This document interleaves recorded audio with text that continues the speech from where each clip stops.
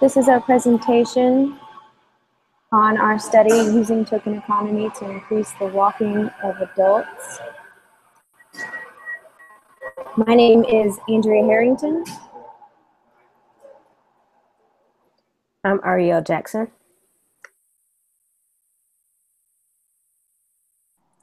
My name is Ashley Rowland. And my name is Adrian Bautista. The Center for Disease Control and Prevention reports that the lack of physical activity has been found to increase the likeliness of disease, such as cancer, heart disease, and diabetes. In the United States, it is found that about a third of the population meets the health recommendations for physical activity. This shines light on the need for an effective method to increase the physical activity of the population. During a literature review, various studies were found to, that have been conducted using token reinforcement or token economies as a method to increase the physical activity of individuals. A token economy is a form of behavior modification intended to increase the desirable or appropriate behaviors. This was found in Frederick's 2012 study. This method allows the individuals to earn tokens when engaging in target behaviors. These tokens can be exchanged immediately or accumulated to access preferred reinforcers. Stott and colleagues administered tokens for riding a stationary bike. This study was aimed at increasing the intensity of riding the bike. Tokens were awarded when participants increased their intensity above 10% of their baseline data. The participants' behavior was successfully increased when compared to the baseline. A study conducted by Van Scheidelen in 2014 stated that older adults with intellectual disabilities who received tokens reported feeling proud for their accomplishments. Bernard, Cohen, and Moffitt in 2009 administered tokens to 3 children diagnosed with cystic fibrosis for exercising. The study examined the effectiveness of the intervention on increasing and maintaining the physical activities of these participants. The results found the token and reinforcement successfully increased the physical activity of all 3 participants.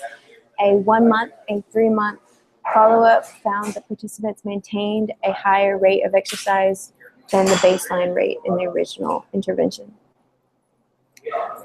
Krentz and colleagues in 2016 conducted a study that examined the effectiveness of token economy on the walking behavior of individuals with intellectual disabilities, or ID. Participants were asked to walk for 1 hour during the day. Those who participated earned 1 token for every 50-meter lap walked. Tokens could be exchanged for predetermined reinforcers for the participants. The study used an ABA design that revealed a functional relationship between distance walked and the tokens received. The use of token reinforcement produced an increase of walking behaviors in 4 of the 5 participants. The purpose of this study was to replicate Krent's 2016 study on the effectiveness of token reinforcement for increasing walking distances. The study indicated that the importance of the physical activity of individuals with ID was just as important with this population, but it's also important that this study can generalize to other populations. This current study attempts to replicate Krent's findings amongst a population of graduate students.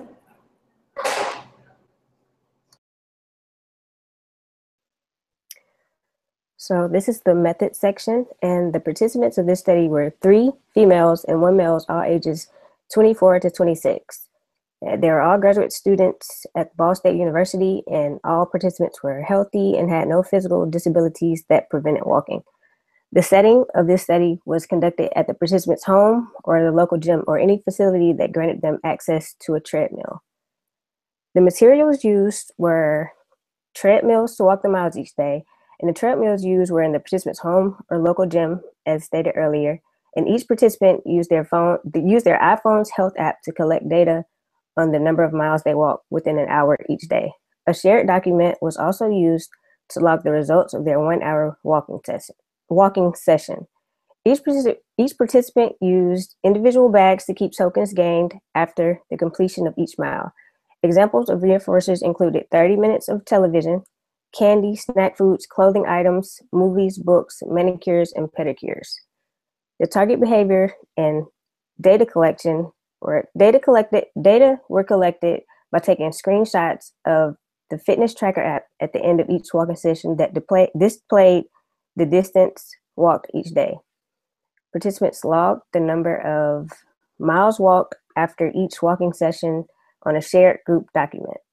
Participants also provided screenshots of the app that displayed the distance walked each day, and the lap was defined as walking the distance of 1 mile on a treadmill. For the procedure, all sessions occurred for 1 hour of the day each week, and the AB design was used to evaluate the effectiveness of token reinforcement for increasing distance walked. The baseline was at 5 p.m. A text message was sent by the researcher asking who wants to walk today. The participants who said yes accessed the treadmill and began walking. Sessions lasted for 1 hour or until the participants said they were done. Participants could stop at any time. No tokens or praise were received for walking, and participants text the researcher at different mile marks or until their stopping mile mark. During the preference assessment, during the baseline, participants were interviewed to identify what tangible or edible items they preferred. A multiple stimulus without replacement preference assessment was conducted using the items identified in the interviews to establish a hierarchy of preference for the reinforcers. The exchange rate for the reinforcers. The exchange rate for the high preference item was the average number of miles walked during the baseline. The exchange rates increased in the second intervention phase based on the participants' performance in the first intervention phase. During the intervention, the start of each intervention session was identical to the baseline, except participants could earn tokens for each completed mile. At 5 p.m., a text message was sent by the researcher asking who wants to walk today. The participants who said yes began walking. The sessions lasted for 1 hour until they were done. Participants had individual bags to keep tokens. The help app was used to track the number of miles walked within the course of 1 hour.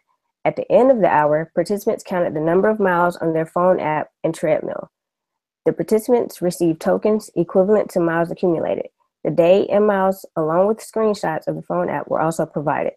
Participants chose to exchange tokens for backup reinforcers or save their tokens to receive a larger reinforcer at a later time.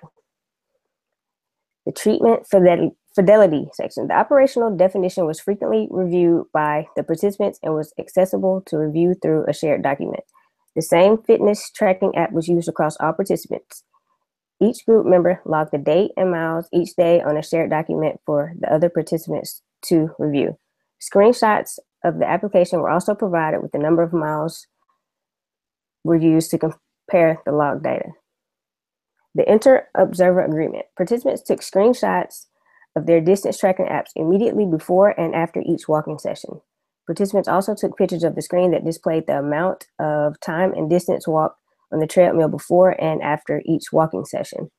The differences in the distances in the screenshot is one distance, and the distance displayed on the treadmill as another was used for the IOA. The participants divided the lower of the two distances by the greater of the two to get the inter-observer agreement.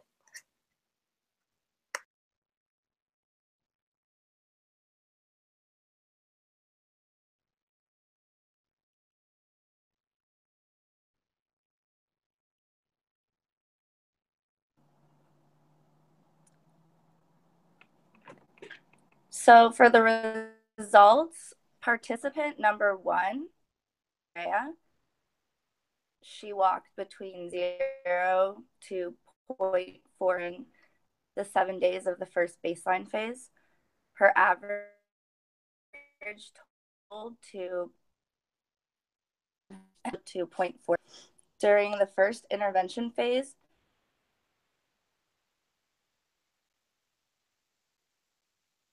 over the course of the 7 days. Her average for intervention phase 1 totaled to 1.94, and her range was 0.68. For the second baseline, over the span of 5 days, Andrea walked 0.38 to 0.6 miles, and her total average was 0.49. Her range was 0.19. During intervention number 2, over the span of 7 days, Andrea walked 2 to 2.5 miles, and her average came out to 2.4, and the range was 0.5 miles. Number 2 was Ariel, and she walked between 0.5 to 1.4 miles over the first 7 days of the first baseline phase. So her average came out to 1.26 miles, 1.34 miles.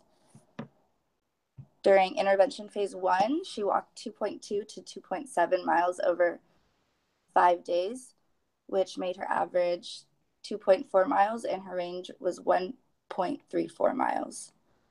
During baseline 2, she walked between 1.16 to 2.2 miles over 7 days, and her average was 1.76, and her range was 1.04.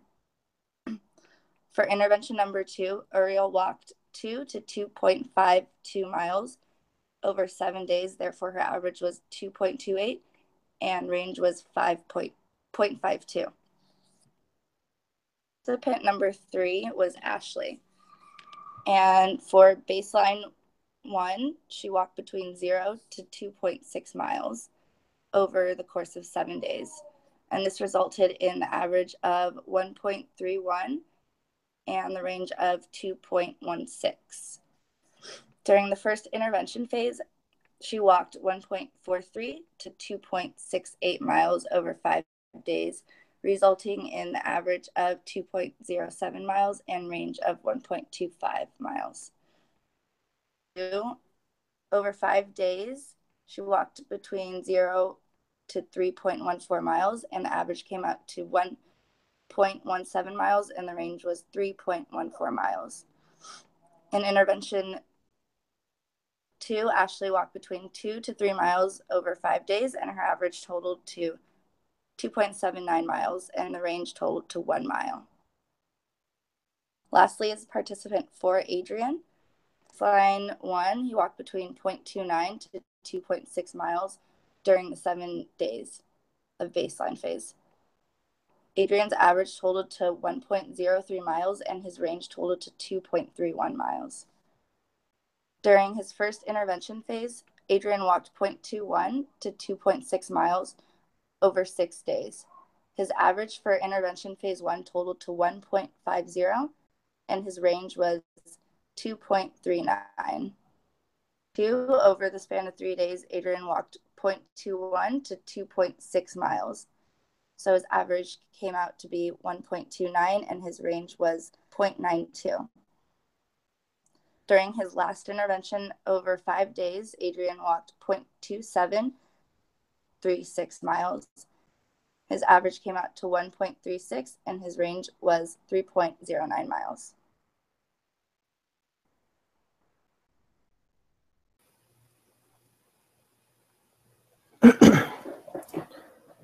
The conclusion: the use of token reinforcement was shown to be effective at increasing the number of laps walked per day in the participants of the study, just as in the study by Krentz and others. Each participant increased the average number of laps walked per day when using token reinforcements. Adrian increased an average of 0.62 laps per day. Ariel increased an average of 0.86 laps per day. Ashley increased an average of 1.17 laps per day, and Andrea increased an average of 1.72 laps per day. Just as in Krentz and others, a relation between the use of token reinforcement and an increase in laps walked was observed, as demonstrated in the AB design. Unlike Krentz and others, a social validity survey was not conducted at the end of data collection to determine if participants would continue to walk after data collection. The decrease in average number of laps walked in the return to baseline for all participants suggests that it would be unlikely that the participants would continue to walk as much as they did during the token reinforcement conditions. The most popular type of backup reinforcers used were edibles, used by all participants except Adrian. The next most popular type of backup reinforcer was the opportunity to buy an article of clothing.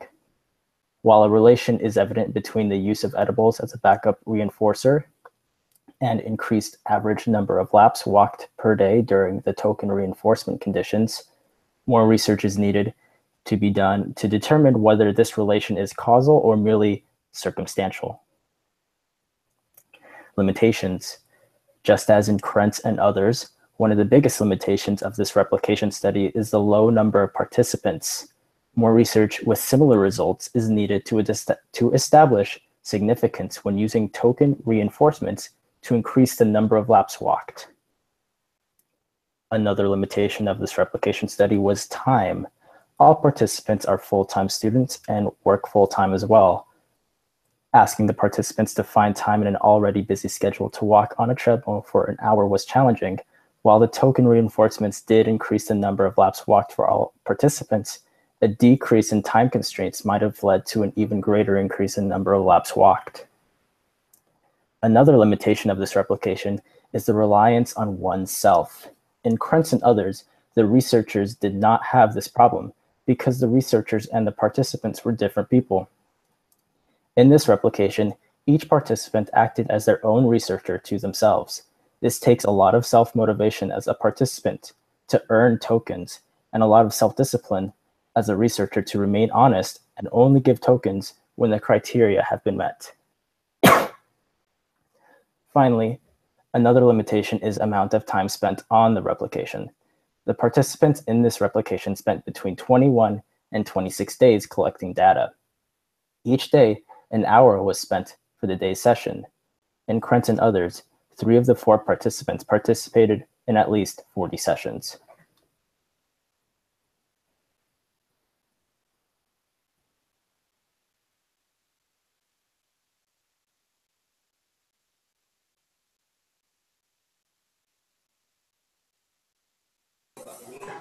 These are our references for this study.